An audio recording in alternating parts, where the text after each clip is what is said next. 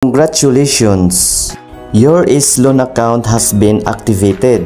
So nang pinindot ko na ito guys, ay ito na po ang offer sa akin ng Isloan. Na-approve po ang aking loan application sa halagang 22,500 pesos.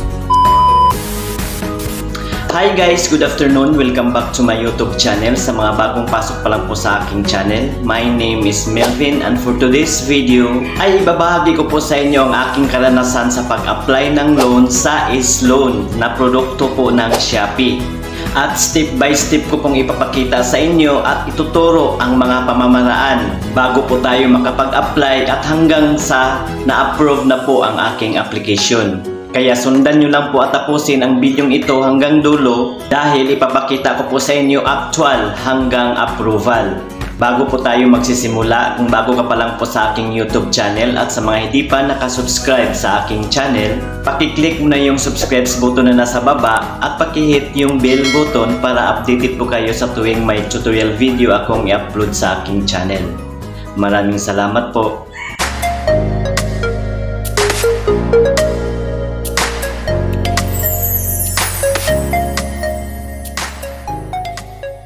Una po sa lahat, syempre kailangan makagawa na po tayo ng Shopee account at mas-set up ito.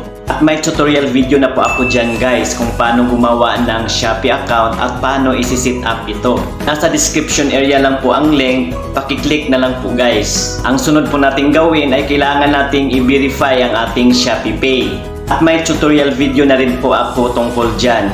Ito po guys, ilagay ko lang po ang link nito dyan po sa ating description area. Sa Shopee Pay po kasi i-disburse ang ating niloan dito sa Isloan kung sakaling ma-approve tayo. Or dyan po ipapasok sa ating Shopee Pay account ang pera na niloan natin dito sa Isloan. Ang next po guys ay kailangang qualified na po tayo sa Isloan. Kapag may nakita na po tayong Isloan sa ating Shopee account, meaning to say ay pwede na natin gamitin yan at qualified na po tayo. Pero bago po tayo makapag-loan ay kailangan pa natin i-activate yan guys. So ganito lang po ang paraan sa pag-activate niyan guys. I-click lang natin yung Isloan guys. And then i-click natin yung activate now. And then ilagay natin dito ang 6 verification code na sinend ng Shopee sa ating mobile number na inirehistro. And then click next. Sa activation guys ay may 3 steps pa tayong pagdaanan. Una ay ang ating ID verification. Pangalawa ay ang ating additional information. At ang pangatlo ang ating identity verification. Ito na po yung una guys, ang ating ID verification. At may note pang nakalagay dito guys. Kung sino daw po ang nakaregistered na pangalan sa ating Shopee account ay kailangan daw ay magkapareho po yung detalye sa mag-a-apply ng loan sa Isloan para hindi magka-aberya ang ating application.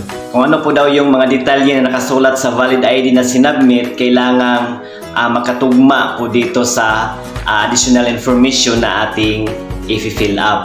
So ngayon guys, i-click natin itong confirm. So dito na po tayo sa step 2 guys, ang ating additional information. Kapag nakagawa na po tayo ng Shopee account at kapag verified na po ang ating Shopee Pay, ang i-fill up na lang natin or ang ilalagay na lang natin ng mga additional information dito guys ay ito na po. Tulad ng ating civil status, level of education, kung ano po ang natapos natin sa pag-aaral, kung magkano po ang ating monthly income. Actually guys, hindi na po sila nanghihingi ng proof of income. Ang ating permanent address, emergency contacts, kailangang ilagay ang kanilang pangalan, phone number, at kung anong relation ninyo. At pagkatapos natin yung ma-fill upan guys, ay i-click natin itong may dalawang maliliit na box dito sa gilid to allow Isloan to process our personal data in accordance with privacy policy. At itong isang box ay to agree the terms and conditions of Isloan. Then i-click natin itong confirm. At may mag-pop up na ganito guys. Kailangang i-double check muna natin yung mga personal information nating nilagay bago natin i-confirm. At kung sa tingin natin na may mali pa ay i-click lang natin itong modify. Pero kung kapag okay na, i-click na natin itong confirm. And then dito sa step 3 guys, ito na po ang ating identity verification. So, kailangang may facial verification na po tayo guys. Prove na tayo ang may-ari nitong account sa ating Shopee. Mag-selfie po tayo guys. So automatic pong magka-capture ang pag-selfie natin dito guys. So basahin lang natin at sundin lang natin yung instruction na mag-pop up sa screen. Pagkatapos niyan, habang pinaprocess pa po nila ang ating application, ay kailangan pong wag muna nating iwanan yung page. At pagkatapos ng ma-process ang ating application guys, ay mag-pop up ito guys to. Kailangan pa raw nating maghintay ng 5 working days para i-review ang ating application. Pero itong sa akin guys, kinabukasan ay na-receive ko na po ang result ng pag-review nila sa aking application. Kaya nung inopen ko na ang aking Shopee account kinabukasan, at kinilik ko agad itong notification bar at may nag-notify na po sa akin. At ito po yung result guys. Rejected po ang aking application dito. At may nakalagay na note dito guys na kailangan ko raw i-ensure na ang valid ID na sinubmit ko ay hindi expired. So sa naalala ko, hindi naman expired yung sinubmit kong valid ID. Kaya nag-reapply na lang po ako mga ilang araw pong nakalipas. So nung sinerch ko guys kung bakit i-reject ang ating activation, una, dahil baka raw mali yung mga personal information na nailagay natin. At pangalawa, baka hindi raw kumpleto yung detalye o inaccurate yung mga nilagay natin. Pangatlo, baka expired daw yung valid ID na sinubmit natin. At pang-apat, baka may mga outstanding balance para po tayo or overdue sa ating pay later. So kailangan para po muna nating isettle ang mga yan guys bago po tayo makapag-reactivate or makapag-reapply. So nung sinettle ko na lahat guys at nag-reapply na naman ako, ay ito na po yung result guys. Ito, panoorin nyo. So ayan po guys, ito na po yung pag-reactivate or pag-reapply ko sa Sloan. Inopen ko ang aking Shopee account and then pinindot ko itong Sloan.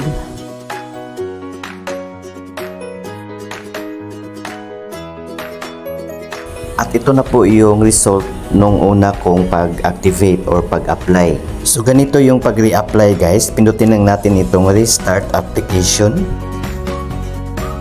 So bago ko po inactivate guys ay dumaan muna ako dito sa loan simulation. Pinindot ko itong loan simulation. Dito sa part na ito guys ay makikita natin ang sample ng ating pipiliin na loan amount, loan tenure at ang monthly repayment. At ang loan amount na maaring i-approve sa atin ng Sloan ay mula 2,500 pesos hanggang 100,000 pesos. At ang loan tenure ay mula 3 months, 6 months, 9 months at hanggang 12 months. At kung anong amount ang pipiliin natin guys, ay automatic na po yung magkukompute dito sa monthly repayment. Halimbawa po ay 10,000 yung na-approve sa atin at 12 months nating bayaran at ito na po ang monthly repayment natin, nakakompute na po at nakalagay na rin dito ang assume installment fee rates na 4.95% per month. So ngayon guys, i-exit muna natin ito and then magpapatuloy po tayo sa aking reactivation. Pinindot ko itong activate now. At same as usual, ay ilalagay pa rin natin dito ang 6-digit verification code na sinend ng Shopee sa ating mobile number na inirehistro. So i-fast forward ko lang dito na part guys ha, kasi ganun din naman yung pamamaraan yung una kong pag-activate. Sundin nyo lang po yun guys. So ngayon, dumiretso na tayo sa aking facial verification kasi ito naman po yung last part ng ating application. So ngayon, naghihintay na po ako ng result sa aking pag-reapply. At ayan po, verification in process. Application is under review. Your application will be reviewed within 1 working day. So kapag mag-reapply na po tayo guys, ay 1 working day na lang po yung estimated time sa kanilang pag-review sa ating application. Di tulad nung una kong pag-apply ay 5 working days talaga.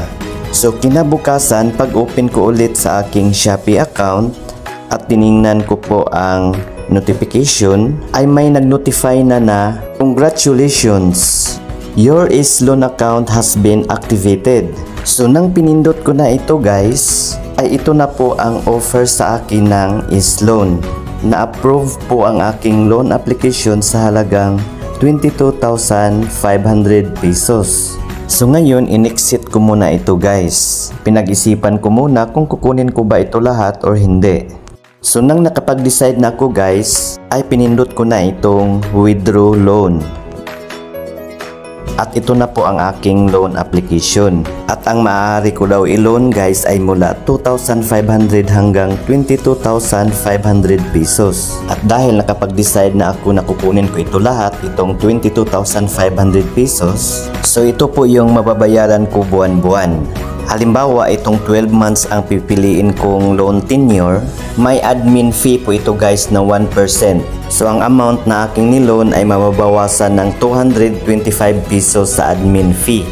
At ang marireceive ko na lang ay 22,275 pesos. So ito na po ang magiging monthly repayment ko guys. 3,033.73 pesos. Dahil ang monthly principal amount nito ay 1,875 pesos. At dinagdagan ng monthly interest nito na 4.95%, equivalent of 1,113.73 pesos, plus monthly fee for loan protection na 0.20% per month, equivalent of 45 pesos. Kaya nagiging 3,033.73 pesos ang ating monthly repayment.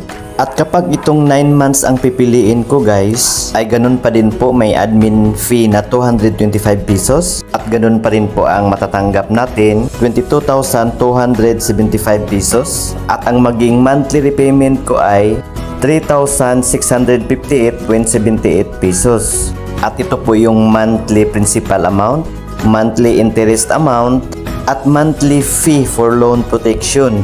At kapag ito namang 3 months ang pipiliin ko guys, ay ganun pa din po ang admin fee at ang amount na aking ma-receive.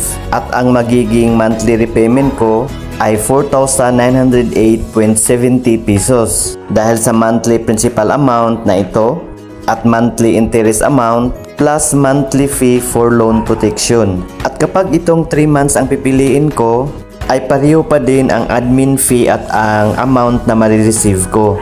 At ang monthly repayment ko ay magiging 8,658.79 dahil ito po ang principal amount plus monthly interest amount at ang monthly fee for loan protection. So ang pinili ko po dito na loan tenure guys ay itong 9 months. At tulad ng sinabi ko kanina, ang niloan ko po dito sa Isloan ay i-disburse sa aking ShopeePay account. So nakalagay po yan dito guys. So ang sunod kong ginawa guys para makuha ko na ang aking niloan ay pinindot ko na itong withdraw now. At pagkatapos kong pinindot itong withdraw now, ay naghingi ang Isloan ng ating ShopeePay PIN code or yung password natin sa ShopeePay. At ayan po guys, nag-processing na po siya. Hintayin lang natin saglit. At ayan po, application result. Your loan withdrawal is under review. Please wait for an update. So hindi umabot ng 1 minuto guys, ito na po ang nag-pop up. Your loan withdrawal is successful. The loan will be disbursed to your ShopeePay within the next hour. So ito na po guys, may nakalagay na na-disburse to ShopeePay. At may loan ID na po. At ang amount requested ay 22,500 pesos. At ang binawas na admin fee ay 225 pesos. Loan tenure 9 months. At ang marireceive kong amount ay 22,275 pesos. At ang monthly due amount ko or monthly repayment ko ay 3,658.78 pesos. At nang bumalik ako sa Isloan account ko guys, ay 0 na po ang available credit limit. At nang pinuntahan ko ang aking ShopeePay, at wala pang 1 oras guys ay pumasok na yung 22,275 pesos. Dahil may balance yan kanina na 2.69 pesos, kaya ang nagiging balance ngayon ay 22,277.69 pesos. At dahil sa GCash ko po ito withdrawin, ilipat natin ito sa aking GCash account. I-click lang natin itong send money. So nasa inyo na po guys kung saan nyo gusto ilipat, sa bank account ba, send via QR ba, or sa Angpao. At dahil sa GCash ko po ililipat ito, i-click ko lang itong other e-wallet. And then pumili po tayo ng e-wallet kung saan natin gustong ilipat. I-click lang natin itong select e-wallet. So ito na po yung mga e-wallets na pwede nating pagtransfera ng pera galing dito sa Shopee Pay. So i-click ko lang itong GCash. And then ilagay natin ang ating GCash name dito sa taas. At ang ating GCash number dito sa baba. And then i-click natin itong next. And then ilagay ko po dito yung amount na niloan ko sa Sloan. So ang i-transfer ko guys ay ito lang 22,000 pesos. Iiwan ko lang yung 275. At may admin fee po siya guys na 15 pesos guys ha. At idadagdag po iyan sa 22,000 pesos na ating ilipat. Kahit hindi natin lagyan ng purpose guys. At pagkatapos niyan i-click na natin itong next. Confirm transaction. So i-double check muna natin yung mga information nating nilagay guys. At kapag okay na, i-click na natin itong send money now. And then i-type po natin ang ating Shopee Pay PIN or ang ating password sa Shopee Pay.